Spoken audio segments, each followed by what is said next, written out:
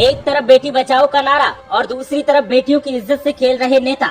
आखिर कब जागेगी जनता और कब फूटेगा गुस्सा। बीएचयू की छात्रा के साथ दरिंदगी मामले में बीजेपी आईटी सेल के इन 3 गुनहगारों की गिरफ्तारी पर फूटा अखिलेश यादव का गुस्सा। फोटो शेयर किया और देखिए क्या कहा। बेटियों की इज्जत से खेलने वालों की बीजेपी में है लंबी लिस्ट। एक एक नाम सुनोगे तो हैरान रह जाओगे। अब अपनी माँ बहन की सुरक्षा का खुद लेना होगा जिम्मा।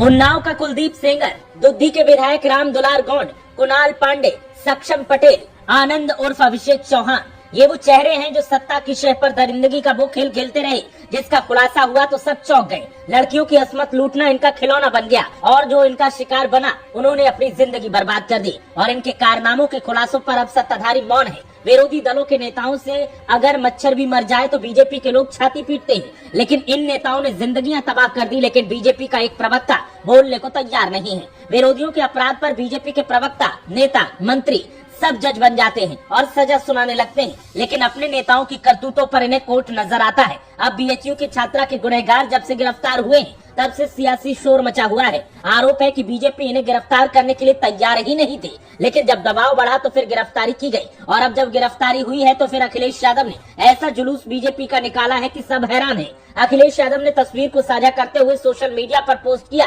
और लिखा कि ये भाजपा के दिग्गज नेताओं की छत्र छाया में सरेआम पनपते और घूमते भाजपाइयों की वो नई फसल जिनकी तथा कथित जीरो टॉलरेंस सरकार में दिखावटी तलाश जारी थी। लेकिन पुख्ता सबूतों और जनता के बीच बढ़ते गुस्से के दबाव में बीजेपी सरकार को आखिरकार इन दुष्कर्मियों को गिरफ्तार करना ही पड़ा। ये वही भाजपाई हैं जिन्होंने बीएचयू की एक छात्रा के साथ अभद्रता की सभी सीमाएं तोड़ दी थी। देश भर की एक एक नारी देख रही है कि भाजपा नारी सम्मान के साथ कैसा मनमाना खिलवाड़ कर रही है और महिला अत्याचार, उत्पीड़न और बलात्कार के आरोपियों को बचा रही है। आगामी चुनाव में महिलाएं भाजपा को एक भी वोट नहीं देंगी। महिलाएं ही भाजपा की हार का कारण बनेंगी। भाजपा का सच आज जनता के सामने है। जनता आगामी चुनाव में भाजपा को हराकर अपना फैसला भी देगी और महिलाओं के साथ इंसाफ करेगी। और हैशटैग दिया कि नहीं चाहिए भाजपा।